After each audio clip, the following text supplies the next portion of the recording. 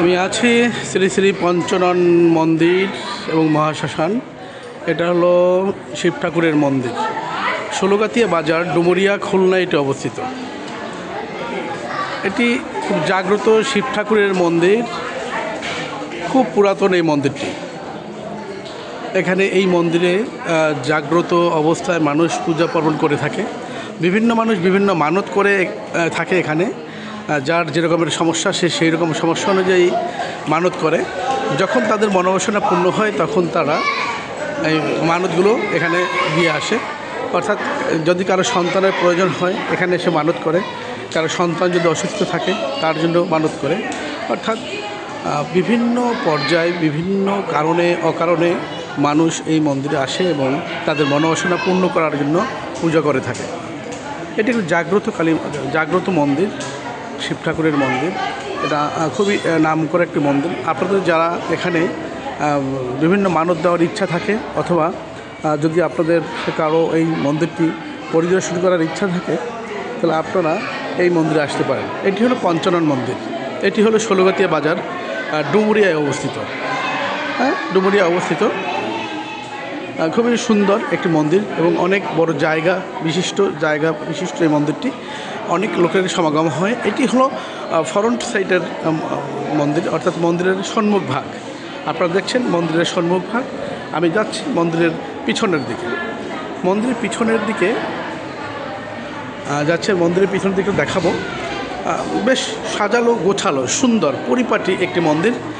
মন্দিরটি না দেখলে বোঝা যাবে না যে মন্দিরটি কত সুন্দর। অনেক টাকা ব্যয় করে এই মন্দিরটি তৈরি করা হয়েছে। এর পাশেই দেখছেন যে একটি ব্রিজ রয়েছে। এখানে একটি অনেক বড় নদী ছিল, এই যে চর পড়ে গেছে।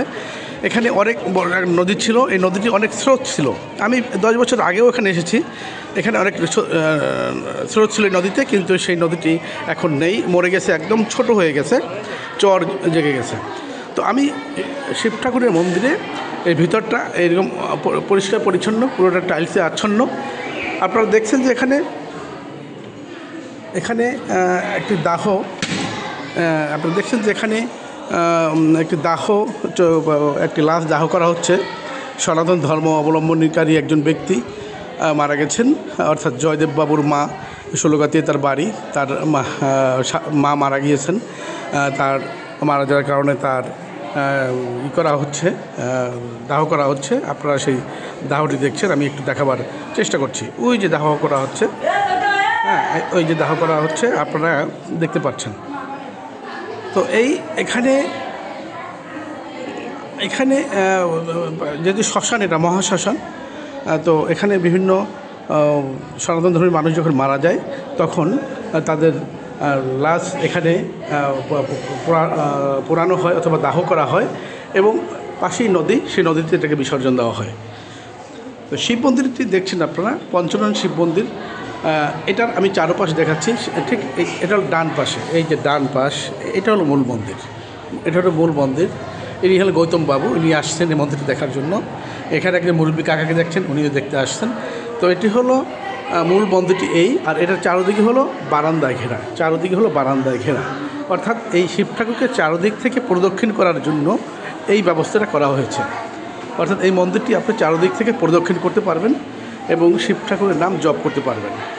তো অনেক লোকের সমাগমে এই মন্দিরটি দীর্ঘদিন যাবত তাদের পূজা অর্চনা করে আসছে এবং এটা দীর্ঘদিন যাবত চলে আসছে। আপনারা যদি কখনও আপনাদের